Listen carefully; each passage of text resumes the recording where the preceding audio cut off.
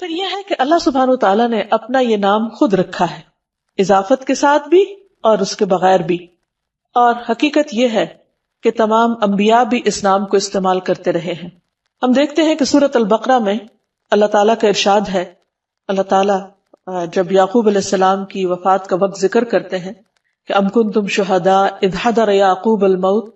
اذ قال لبنیہ ما تعبدون من بعدی،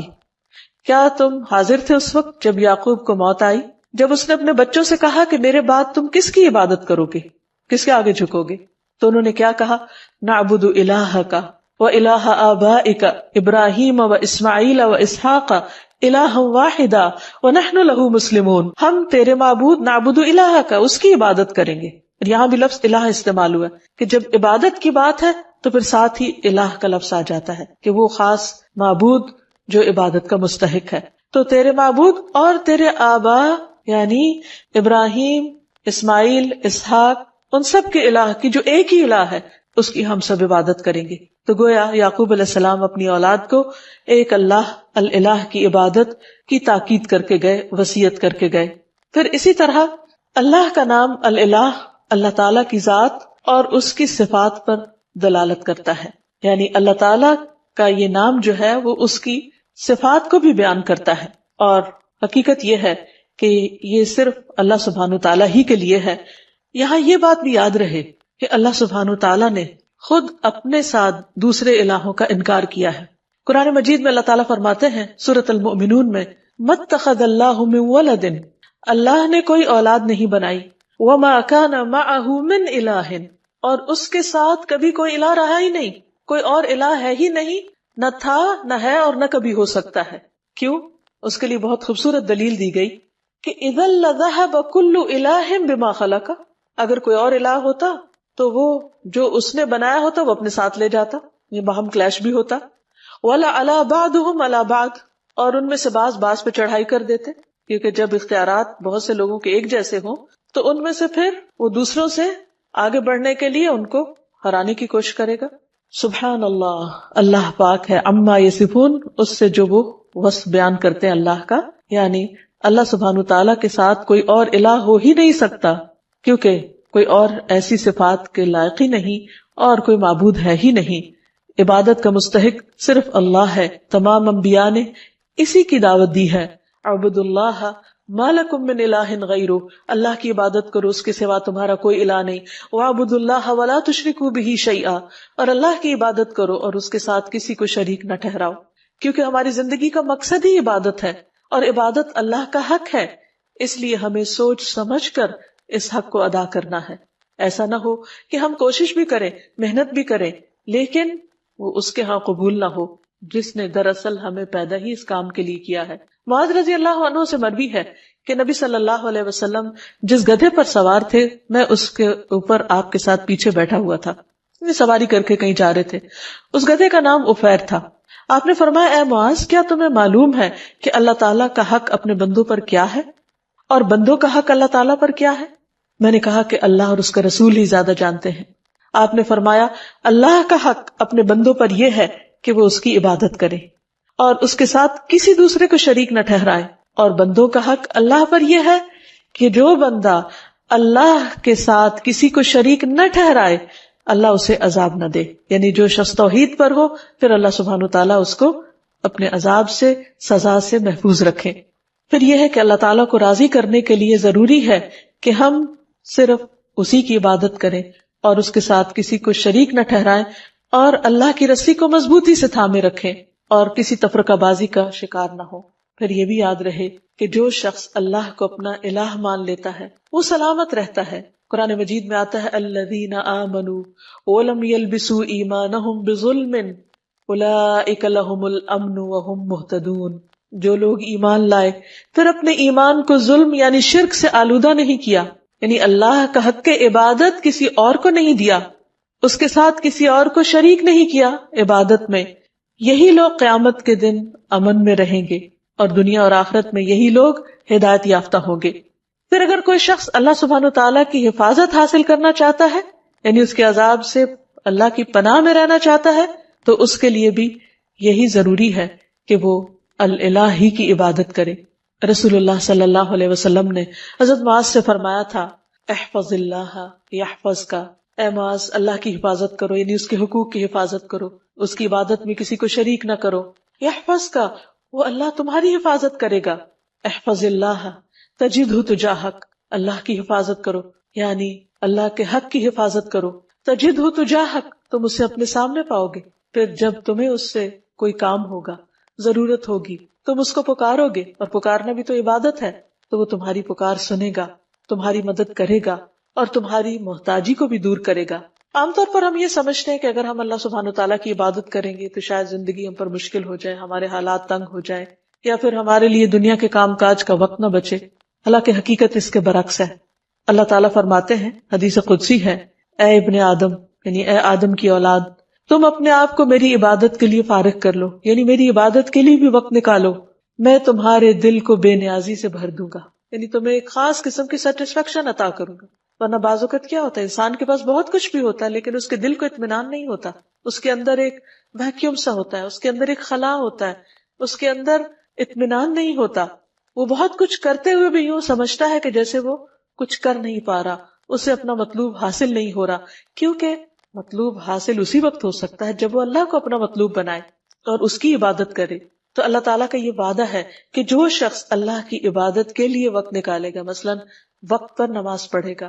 وقت پر اپنے فرائض ادا کرے گا، اللہ سبحانہ وتعالیٰ اس کے دل کے اندر ایک غنا پیدا کر دیں گے اور تمہارا فقر یعنی محتاجی دور کر دوں گا، وہ خلا دور کر دوں گا۔ لیکن اگر تم ایسا نہیں کرو گے تو میں تمہارے دونوں ہاتھ کاموں میں مشغول کر دوں گا، انتہائی مصروف ہو جاؤ گے، اور اس کے باوجود تمہارا فقر، تمہاری محتاجی، تمہاری ضرورت دور نہیں ہوگی۔ یعنی خواہ انسان کے پاس کتنا کچھ بھی ہو، اس کے اندر یہی ایک احساس ہوگا کہ ابھی میرے پاس کچھ نہیں، سب کچھ ہوتے ہوئے بھی اس کو اللہ کی نعمتیں یاد نہیں رہیں گی، اور اس کے دل کے اندر ایک خوف اور ایک پریشانی اور ایک بے چینی سی رہے گی۔ اس کے برعکس جو لوگ عبادت کریں گے وہ دنیا میں بھی مطمئن رہیں گے اور آخرت میں بھی اللہ کے عرش کے سائے میں اور جنت میں ہوں گے۔ نبی صلی اللہ علیہ وسلم نے فرمایا، 7 قسم کے لوگوں کو اللہ تعالیٰ اس دن اپنے عرش کے سائے تلے جگہ عطا فرمائیں گے جس دن اس کے سائے کے سوا کوئی سایہ نہ ہوگا۔ ان میں سے ایک وہ نوجوان جس کی جوانی اللہ کی عبادت میں گزری، کیونکہ بہت سے لوگ جوانی کی حالت میں اللہ تعالیٰ کی طرف رجوع نہیں کرتے، وہ سوچتے ہیں کہ جوانی تو دنیا میں انجوائے کرنے کے لیے ہے، دنیا کمانے کے لیے، جب سب کچھ کر چکیں گے، جب سارے شوق پورے کر لیں گے تو ہاں پھر بڑھاپے میں اللہ کی عبادت کے لیے اپنے آپ کو فارغ کر لیں گے، ریٹائرمنٹ کی عمر میں پھر عبادت ہو جائے گی۔ نہیں، ہمیں نہیں معلوم کہ ہم ریٹائرمنٹ کی عمر کو پہنچتے ہیں یا نہیں، بڑھاپے والی زندگی ملتی بھی ہے یا نہیں، اور اگر ملے بھی تو وہ اپنے 700 تکلیفیں لے کر آتا ہے، پھر وہ تو سب سے نکمی عمر ہوتی ہے۔ تو کیا کسی مومن کو یہ زیب دیتا ہے کہ وہ اپنی زندگی کا بہترین حصہ تو اس فانی دنیا کے لیے خرچ کرے، اس فانی دنیا میں استعمال کرے، اور اپنی زندگی کا نکما حصہ اللہ سبحانہ و تعالیٰ کو دے؟ تو اسی لیے جو لوگ اپنی زندگی کا بہترین حصہ یعنی جوانی اللہ کی عبادت میں گزاریں گے، اللہ تعالیٰ کی طرف سے عائد کردہ جو فرائض ہیں ان کو پورا کرتے ہوئے گزاریں گے، اللہ تعالیٰ کی اطاعت اور فرما برداری میں گزاریں گے، تو اللہ سبحانہ وتعالیٰ قیامت کے اس طویل دن جو ایک دن 50,000 سال کا ہے، جس دن سورج بہت قریب آ چکا ہوگا، اس دن اللہ تعالیٰ ایسے لوگوں کو اپنے عرش کے سائے تلے جگہ دیں گے۔ نبی صلی اللہ علیہ وسلم نے یہ بھی فرمایا، جو شخص اللہ کی عبادت اس طرح کرے کہ اس کے ساتھ کسی کو شریک نہ کرے، اور شرک کرنے میں صرف ایسا نہیں کہ غیر اللہ یا ایسے آبجیکٹس کی پوجا کرنا جو اللہ نے تخلیق کیے ہیں، بلکہ اس میں ریاکاری کرنا، شو آف کرنا، لوگوں کو خوش کرنے کے لیے دین کے کام کرنا۔ اگر انسان صرف اور صرف اللہ کی رضا کے لیے اچھے کام کرتا ہے، نماز قائم کرتا ہے، زکوٰۃ دیتا ہے، اللہ کی بات سنتا ہے اور مانتا ہے، تو اللہ تعالیٰ اسے جنت کے 8 دروازوں میں سے داخل ہونے کا اختیار دے دے گا کہ جس سے چاہو چلے جاؤ، جو تمہیں پسند ہے اس سے اندر آ جاؤ۔ یعنی کس قدر شاندار ویلکم ہوگا ایسے شخص کا جو دنیا میں شوق سے، رضا سے، خوشی سے اللہ کی طرف دوڑتا ہے، اللہ کی عبادت کرتا ہے۔ تو یہاں یاد رہے کہ عبادت کے 2 اہم اصول بھی ہیں، اور جب تک یہ 2 چیزیں عبادت میں شامل نہ ہوں اس وقت تک عبادت کا حق ادا نہیں ہوتا۔ پہلی چیز اخلاص ہے کہ انسان جو کچھ اللہ کے لیے کرے بس وہ پھر اللہ ہی کے لیے کرے، کسی اور کے لیے نہیں کرے، اس کی نیت صرف اللہ کے لیے خالص ہو، وہ اس کو خوش کرنے کے لیے، اس کی رضا کے لیے، اس کی محبت حاصل کرنے کے لیے، اس کے دیدار کی خاطر ہر عمل کرے۔ اور دوسری چیز، جس چیز کو وہ خاص عبادت سمجھ کے کرتا ہے اسے رسول اللہ صلی اللہ علیہ وسلم کے طریقے کے مطابق کرے، کیونکہ جب عمل خالص ہوگا تو وہ اس کی باطن کی خوبصورتی کی دلیل ہے. اور جو شخص سنت کی پیروی کرتا ہے تو نبی صلی اللہ علیہ وسلم کا عمل سب سے خوبصورت عمل تھا. اللہ سبحانہ وتعالیٰ نے آپ کو اسوۃ حسنہ بنا کر بھیجا. لقد کان لکم فی رسول اللہ اسوۃ حسنہ، تمہارے لیے اللہ کے رسول صلی اللہ علیہ وسلم کی زندگی میں خوبصورت نمونہ ہے. تو یہ خوبصورت نمونہ جب کوئی شخص اختیار کرتا ہے تو اس کی زندگی حقیقت میں خوبصورت ہو جاتی، اس کے سارے اعمال، اس کے طور طریقے خوبصورت ہو جاتے ہیں، اور ایسا شخص ایک بہترین حالت میں اللہ سبحانہ وتعالیٰ کے سامنے حاضر ہوگا. اللہ تعالیٰ ہمیں بھی ان لوگوں میں شامل کر لے کہ جو احسن طریقے پر اللہ کی عبادت کرتے ہیں، ایسی عبادت جو اس کو پسند آ جائے. اسی لیے نبی صلی اللہ علیہ وسلم نے اچھی عبادت کا جو کرائیٹیریا بتایا وہ کیا ہے کہ تم اس طرح اللہ کی عبادت کرو گویا تم اس کو دیکھ رہے ہو، اور اگر یہ کیفیت نہ ہو تو یہ تو ضرور یاد رکھو کہ وہ تمہیں دیکھ رہا ہے. تو جو بھی شخص یہ سوچ کر اللہ کی عبادت کرے گا کہ وہ اس وقت اللہ کی نگاہ میں ہے، تو وہ لوگوں کے سامنے ہو یا تنہائی میں ہو، وہ اچھے کام ہی کی کوشش کرے گا، وہ اپنے ہر کام کو بہترین طریقے پر انجام دینے کی کوشش کرے گا، کیونکہ اس کا یہ احساس اس کے کام کی کوالٹی پر اثر انداز نہیں ہونے دے گا. نبی صلی اللہ علیہ وسلم نے ایک خوبصورت دعا سکھائی ہے ہر نماز کے بعد پڑھنے کے لیے. اللہم اعنی علی ذکرک و شکرک و حسن عبادتک، اے اللہ اپنا ذکر، اپنا شکر اور اپنی خوبصورت عبادت کی توفیق عطا فرما، اس پر میری مدد فرما. کیونکہ انسان کے ساتھ بہت سی مشکلات بھی ہیں، خود اس کا اپنا نفس اندر سے بعض اوقات ایسے فتنے میں مبتلا ہو جاتا ہے کہ عبادت کی حلاوت ختم ہو جاتی ہے. اسی طرح بعض اوقات شیطان کے ڈالے ہوئے وسوسے یا لوگوں کی باتیں، باہر کا ماحول انسان پر اثر انداز ہوتا ہے اور وہ اللہ سبحانہ وتعالیٰ کی عبادت کا حق ادا نہیں کرتا یا عبادت کو انجوائے نہیں کرتا. اس لیے جو ہی ایک عبادت مکمل ہو تو اگلی عبادت کے لیے، یعنی ایک نماز کے اختتام پر اگلی نماز کے لیے اور اگلی مزید عبادات کے لیے انسان دعا کرے، کیونکہ اللہ کی عبادت پر اللہ تعالیٰ ہی بہترین طریقے پر مدد کر سکتے ہیں. پھر اسی طرح یہ ہے کہ انسان اپنی عبادات میں کمی کوتاہی نہ کرے. اب دیکھیے کہ ذرا تھوڑی دیر کے لیے سوچیے کہ مثلاً اگر آپ کا حق کسی پر ہو اور وہ اس کو ادھورے طریقے سے ادا کرے تو آپ کو کیسا لگے گا؟ مثلاً کسی نے آپ سے قرض لیا اور جب وہ واپس کرے تو آدھا کرے، کسی نے آپ سے کسی چیز کے دینے کا وعدہ کیا اور پھر اس کو پورا نہیں کیا، تو اس پر آپ کی کیفیت کیا ہوگی؟ اس بات سے اب اس معنی اور مقصد کو سمجھیے کہ اللہ سبحانہ وتعالیٰ نے ہم پر کچھ فرائض اور کچھ عبادات لازم کی ہیں جن کو ہمیں ہر صورت ادا کرنا ہے. مثلا دن میں 5 نمازیں فرض ہیں. اب اگر کوئی شخص یہ کہے کہ میں نے 4 پڑھ لیے، کیا یہ کم؟ یہ بھی تو بہت ہے. نہیں، اللہ سبحانہ وتعالیٰ نے 5 کا حکم دیا ہے. ہم اسے اپنی مرضی سے 4 نہیں کر سکتے یا 3 نہیں کر سکتے، اور اسی طرح اپنی مرضی سے 6 بھی نہیں کر سکتے ان کو، کیونکہ اتنا ہی کرنا ہے، اسی طرح کرنا ہے جیسا کرنے کا اللہ سبحانہ وتعالیٰ نے حکم دیا، تبھی عبادت کا حق ادا ہوگا. عبادت کا مطلب ہوتا ہے مکمل اطاعت، اور اگر ہم بات ہی نہیں مان رہے تو پھر اپنی مرضی سے جو بھی چاہے کریں وہ عبادت شمار نہیں ہوگی. ہاں، اللہ کی رضا، اللہ کی پسند، اللہ کی خوشی کے لیے چھوٹا سا کام بھی کرے، ایک لقمے جیسی چیز بھی اللہ کے راستے میں خیرات کر دے، اللہ سبحانہ وتعالیٰ اسے خوشی سے قبول کرتے ہیں اور اسے بڑھاتے ہیں، حتیٰ کہ ایک لقمہ بہت پہاڑ برابر کر دیتے ہیں اجر و ثواب کے اعتبار سے، کیونکہ وہ صرف اللہ کے لیے دیا گیا، وہ صرف اللہ کی رضا اور اللہ کی خوشی میں اللہ کی خاطر خرچ کیا گیا. تو اللہ سبحانہ وتعالیٰ اس کی بہترین طریقے پر قدردانی فرماتے ہیں. تو ہمیں نہ عبادت میں اضافے کا حق حاصل ہے اور نہ عبادت میں کوتاہی کا. یہاں یہ یاد رہے کہ اللہ سبحانہ وتعالیٰ نے ہم پر جو عبادت فرض کی ہے، ہمیں اس میں اختیار نہیں دیا گیا کہ ہم اپنی مرضی سے اس عبادت میں کچھ اضافہ کر دیں یا پھر اس میں کچھ کمی کر دیں، کیونکہ عبادت کی اصل روح اطاعت ہے، فرما برداری ہے، اللہ کے حکم کی تابع داری ہے. انس رضی اللہ عنہ سے مروی ہے کہ ایک آدمی نبی صلی اللہ علیہ وسلم کی خدمت میں حاضر ہوا اور عرض کی، اے اللہ کے رسول صلی اللہ علیہ وسلم، یہ بتائیے کہ اللہ تعالیٰ نے کتنی نمازیں فرض کی ہیں، یعنی جن کی پابندی ہم پر لازم ہے. آپ نے فرمایا، اللہ نے اپنے بندوں پر 5 نمازیں فرض کی. اس نے پوچھا، ان سے پہلے یا بعد میں تو کوئی نماز فرض نہیں، یعنی ان کے علاوہ فرض کے درجے میں تو نہیں کچھ؟ آپ نے 3 بار یہ فرمایا کہ اللہ نے اپنے بندوں پر 5 نمازیں فرض کی ہیں. اس پر وہ کہنے لگا، اس ذات کی قسم جس نے آپ کو حق کے ساتھ بھیجا ہے، میں اس میں کسی قسم کی کمی یا زیادتی نہیں کروں گا، یعنی 5 سے کم 4 بھی نہیں پڑھوں گا اور 5 سے زیادہ 6 بھی نہیں پڑھوں گا، بس اتنی ہی پڑھوں گا جتنی اللہ تعالیٰ نے مجھ پر فرض کی ہیں.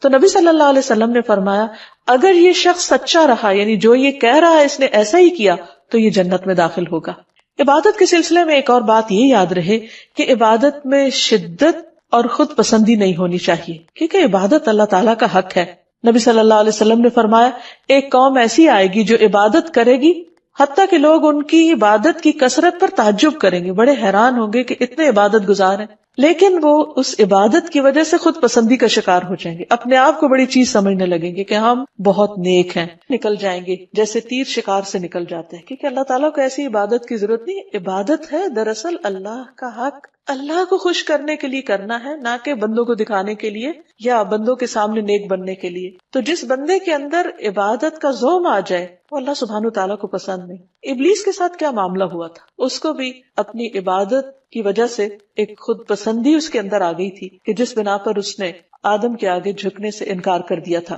تو یاد رکھیے کہ جب ہم لا الہ الا اللہ کہتے ہیں تو پھر صرف اللہ کو ہی عبادت کے لائق مانتے ہیں، کسی اور آبجیکٹ کو نہیں، اور حتیٰ کہ اپنے نفس کو بھی نہیں، کیونکہ اس زمین پر جن معبودوں کی پیروی ہوتی ہے ان میں سے سب سے زیادہ پیروی ہم اپنے ہی نفس کی کر رہے ہوتے ہیں، اپنے دل کی خواہشات کی۔ مثلاً فجر کی نماز کا وقت ہو گیا اور دل کیا چاہتا ہے سوئے رہو، تو ہم اٹھتے نہیں، تو ہم نے اللہ کی بات تو نہیں مانی، ہمیں آواز آ رہی ہے حی علی الصلاۃ حی علی الفلاح، آؤ نماز کی طرف، آؤ کامیابی کی طرف، لیکن ہم اس پکار کو سنتے ہی نہیں اور کامیابی کا دروازہ بند کر دیتے ہیں اور ہم سوئے رہتے ہیں، یا ہم نے اب اللہ کی عبادت نہیں کی، اپنے نفس کی عبادت کی۔ اسی طرح زندگی کے کسی بھی اور کام، کسی جاب، کسی مشغلے، کسی بھی پسند کی چیز میں مشغول ہو کر، خواہ کتنی ہی دنیاوی اعتبار سے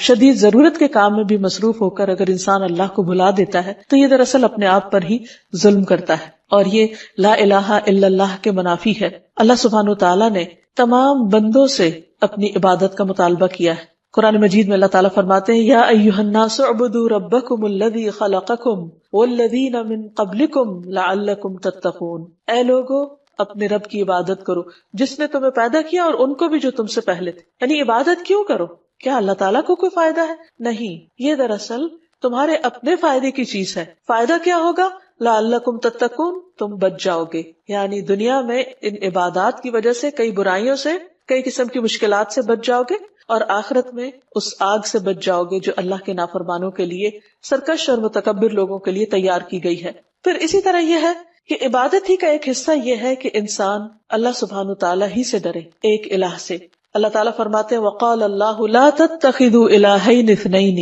انما هو الہ واحد فایای فرہبون، اور اللہ تعالیٰ نے فرمایا تم دو معبود نہیں بناؤ، یعنی تین اور تین سے زیادہ تو دور کی بات، ایک سے دوسرا بنانے کی بھی اجازت نہیں، وہ تو صرف وہی ایک معبود ہے اور مجھی سے تم ڈرو۔ یعنی عبادت میں یہ بھی شامل ہے کہ انسان اللہ تعالیٰ سے ڈرتا رہے، اور بعض اوقات انسان محبت میں عبادت کرتا ہے اور بعض اوقات اللہ کے عذاب سے ڈرتے ہوئے عبادت کرتا ہے، تو دونوں چیزیں انسان کے اندر ایک اعتدال پیدا کرتی ہیں۔ پھر یہ بھی یاد رکھیے کہ لا الہ الا اللہ کہنا صرف انسان کے لیے آخرت کی نجات کا ذریعہ ہی نہیں بلکہ دنیا میں بھی بہترین قسم کا قول ہے۔ رسول اللہ صلی اللہ علیہ وسلم نے فرمایا افضل ذکر لا الہ الا اللہ ہے۔ ایک اور جگہ پر فرمایا کہ جس نے لا الہ الا اللہ کہا تو ایک دن یہ کلمہ اسے مصیبتوں سے نجات دلائے گا، اس سے پہلے جو کچھ ہو چکا سو ہو چکا، لیکن لا الہ الا اللہ کہنے سے اس کی نجات ہو جائے گی۔ جو شخص سچے دل سے اللہ کو پکارے اس پر آسمان کے دروازے کھل جاتے ہیں۔ ابو ہریرہ رضی اللہ عنہ کہتے ہیں کہ نبی صلی اللہ علیہ وسلم نے فرمایا جب بھی بندہ خالص ہو کر لا الہ الا اللہ کہتا ہے تو اس پر آسمان کے دروازے کھول دیے جاتے ہیں، یہاں تک کہ یہ کلمہ عرش تک پہنچ جاتا ہے۔ یہ اس وقت ہوتا ہے جب انسان کبیرہ گناہوں سے بچتا رہتا ہے۔ نبی صلی اللہ علیہ وسلم نے فرمایا جس نے لا الہ الا اللہ وحدہ لا شریک لہ لہ الملک ولہ الحمد وہو علی کل شیء قدیر پڑھا اور خالص ہو کر کہا، زبان سے اس کی تصدیق کی، تو اس کے لیے آسمان کے دروازے کھول دیے جاتے ہیں، حتیٰ کہ اللہ تعالیٰ زمین میں اس کہنے والے کی طرف دیکھتا ہے، یعنی کس نے یہ کلمہ کہا، اور جس کی طرف اللہ تعالیٰ نے دیکھ لیا اس بندے کا یہ حق ہے کہ اللہ تعالیٰ اس کا مطالبہ اس کو عطا کر دے۔ اسی لیے نبی صلی اللہ علیہ وسلم نے یہ بہت ہی خوبصورت بات ہمیں بتائی کہ عرفہ کے دن کی بہترین دعا جو تمام انبیاء نے مانگی وہ ہے لا الہ الا اللہ وحدہ لا شریک لہ لہ الملک ولہ الحمد وہو علی کل شیء قدیر۔ اس میں اللہ سبحانہ تعالیٰ کی وحدانیت کا ذکر بھی ہے، شرک کی نفی بھی ہے، اللہ سبحانہ تعالیٰ کی تعریف کی بات بھی ہے، اور اس کی قدرت کا اقرار بھی ہے کہ وہی ہر چیز پر قدرت رکھتا ہے۔ اس میں آپ دیکھیے براہ راست کچھ بھی نہیں مانگا گیا، صرف اللہ سبحانہ تعالیٰ کی وحدانیت اور اس کی تعریف کا ذکر ہے۔ تو جو شخص یہ کلمہ پڑھ لیتا ہے تو اللہ سبحانہ تعالیٰ اس پر نظر رحمت فرما دیتے ہیں۔ پھر یہ کلمہ صرف زندگی میں نہیں، صرف مشکلات میں نہیں، مرنے والا اگر مرتے وقت پڑھتا ہے تو اس کے لیے جنت کا وعدہ ہے۔ رسول اللہ صلی اللہ علیہ وسلم نے فرمایا اپنے مرنے والوں کو لا الہ الا اللہ کی تلقین کیا کرو، کیونکہ اس کلمے پہ موت آنے پر جنت میں داخلہ اور جہنم حرام کر دی جاتی ہے۔ یہ کلمہ اللہ کے ہاں حجت بنتا ہے، نبی صلی اللہ علیہ وسلم کی شفاعت کا ذریعہ ہے، اور اس کلمے کا وزن ہر چیز سے زیادہ ہے۔ نوف رضی اللہ عنہ کہتے ہیں کہ اگر آسمان و زمین اور ان کے درمیان کی تمام چیزوں کو ترازو کے ایک پلڑے میں رکھ دیا جائے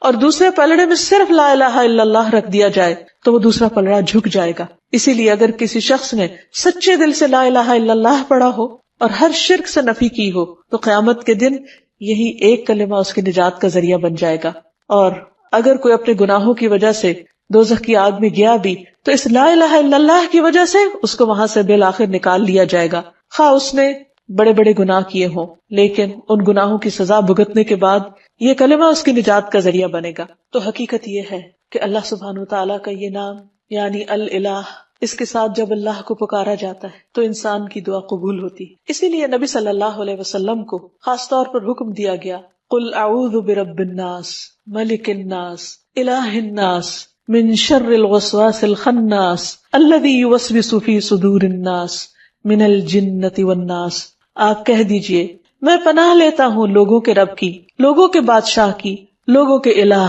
لوگوں کے معبود کی، وسوسہ ڈالنے والے کے شر سے جو پلٹ پلٹ کر آنے والا ہے، جو لوگوں کے سینوں میں وسوسے ڈالتا ہے۔ پھر ہم دیکھتے ہیں کہ یونس علیہ السلام جب مچھلی کے پیٹ میں چلے گئے اور انتہائی غم کی حالت میں تھے، اس وقت جب انہوں نے اسی کلمے کے ذریعے اللہ کو پکارا تو اللہ سبحانہ وتعالیٰ نے ان کا غم دور کر دیا، انہیں اس بڑی مشکل سے نجات دی۔ اور وہ کلمہ کیا ہے؟ وَذَنُّونِ إِذْ ذَهَبَ مُغَاضِبًا وَظَنَّ أَن لَّن نَّقْدِرَ عَلَيْهِ فَنَادَىٰ فِي الظُّلُمَاتِ أَن لَّا إِلَٰهَ إِلَّا أَنتَ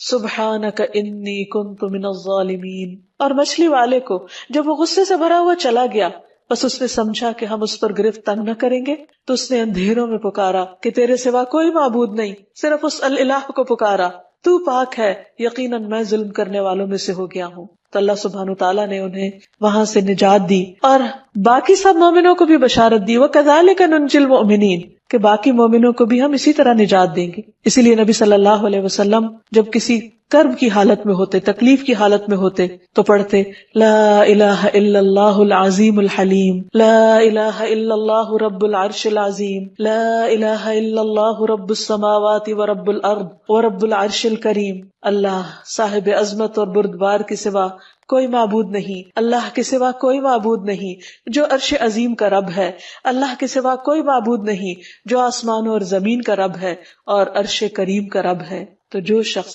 تنگی اور تکلیف میں اس دعا کو پڑھے گا اللہ سبحانہ وتعالیٰ اس کی تکلیف کو دور کر دے گا، کیونکہ نبی صلی اللہ علیہ وسلم اس دعا کو پڑھا کرتے تھے۔ پھر سید الاستغفار میں بھی جب ایک بندہ کہتا ہے اللہم انت ربی لا الہ الا انت خلقتنی وانا عبدک وانا علی عہدک ووعدک ما استطعت اعوذ بک من شر ما صنعت ابوء لک بنعمتک علی وابوء بذنبی فاغفر لی فانہ لا یغفر الذنوب الا انت۔ اے اللہ آپ میرے رب ہیں، آپ کے علاوہ کوئی الہ نہیں، کوئی معبود نہیں، آپ نے مجھے پیدا کیا، میں آپ کا بندہ ہوں، اپنے عہد اور وعدے پر قائم ہوں، جتنی بھی مجھ میں استطاعت ہے، جتنی بھی ہمت ہے، میں آپ کے احسانات کا اقرار کرتا ہوں اور اپنے گناہوں کا بھی اعتراف کرتا ہوں، آپ مجھے بخش دیجئے، کیونکہ آپ کے علاوہ گناہوں کو کوئی بھی معاف نہیں کر سکتا۔ تو جو شخص اس کلمے کو پڑھتا ہے، اس استغفار کو پڑھتا ہے، جس کو سید الاستغفار، استغفار کا سردار کہا گیا، تو اگر شام کے وقت پڑھتا ہے اور رات کو ڈیتھ ہو جاتی ہے تو اللہ تعالیٰ اس کے سارے گناہ معاف کر دیں گے، اس کو جنت میں داخل کریں گے۔ اسی طرح صبح سویرے اگر کوئی پڑھتا ہے تو رات میں اگر کوئی غلطی ہو گئی تو اللہ تعالیٰ اس کو معاف فرما دیں گے اور اس کو